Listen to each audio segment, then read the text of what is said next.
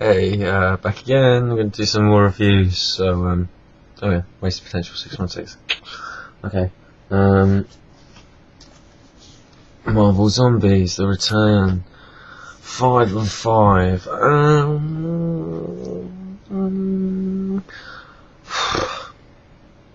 This was okay. They need. It was alright. This was sort of like on a world where, there's only a few of the zombies left. It jumps in time scale to from the last issue, like 100 years or something like that. I don't know. And it has sort of a confrontation between zombies fighting zombies, the Sentry leading this bad guy zombie group, and then the Hulk, and Spider-Man leading group, including the Hulk, against them. And it was okay. It was reasonably entertaining. This Marvel zombie thing's just gotten a bit old, really. And there were a few inconsistencies in this. I liked how they the way this was wrapped up, they kind of make it go full circle. If you read it, you know what I mean. That was quite clever. But some of the stuff before that, it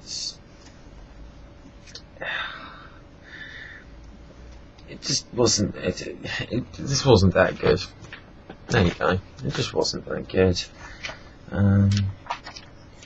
No, just the whole concept has gotten a bit old now, done to death.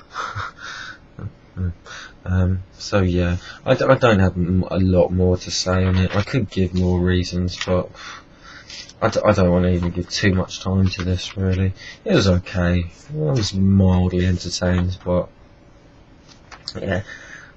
I mean, hopefully they'll put an end to this. I think they're going to do like I thought they already did a Marvel Marvel Apes crossover, but apparently they're doing another one, so got that to look forward to. I think I'll give that one a miss. So there we go. Wolverine Origins 40. Wow, we finally see Romulus. And guess what? It's basically an old Sabretooth. I mean, it's not an old Sabretooth, but that's basically what his character, well, that's what he looks like, and that's basically what all it is. Great. Brilliant.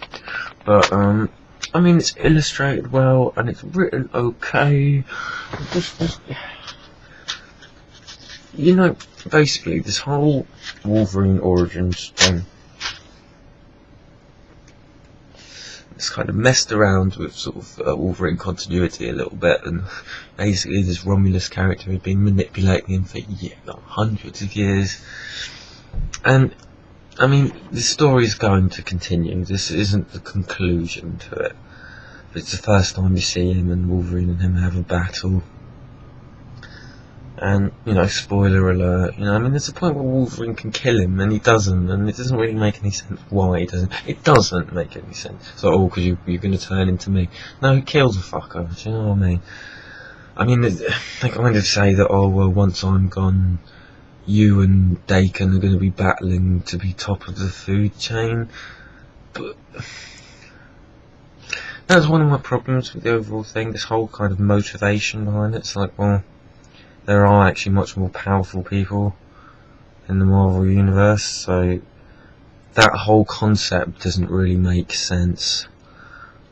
It doesn't. Wolverine, all the healing factor people are quite cool, and they're going to live a very long time and kick ass, but they're not going to rule the world, because Sentry will tear them in two, or Thor will throw them into space, So there we go, and it just the issue doesn't, the whole fight doesn't end so satisfactory as well. It's a bit silly. I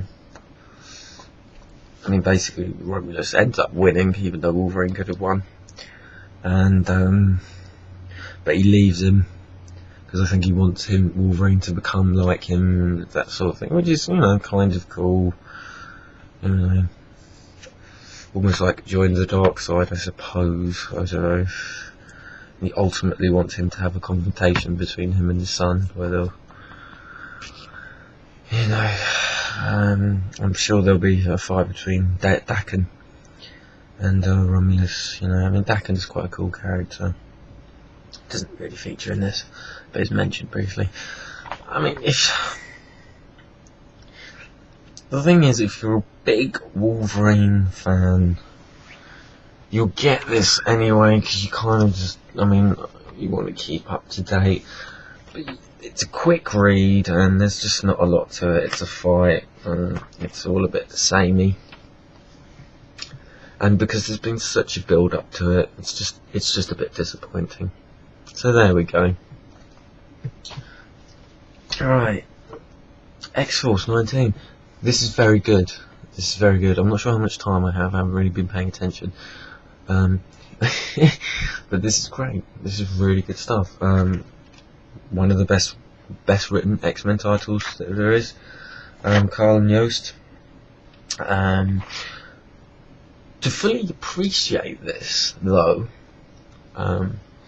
if you've been following the series, go back and read some of the X23 miniseries, so like Target X and another one.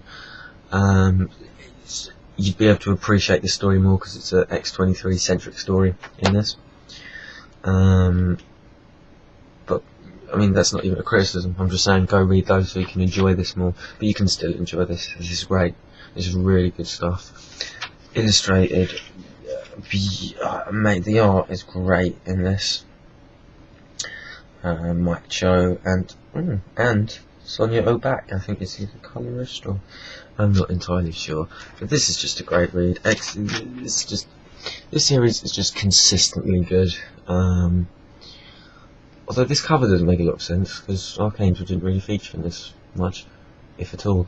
But but anyway, it's still great. It's still a good read, and I'm looking forward to the next issue, where I think it's going to be a big crazy fight.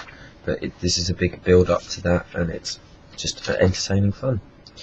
And there's little hints dropped of the new crossover that's coming over, the Necrosha crossover, which I'm really looking forward to. I think it might have been changed to something else, the title.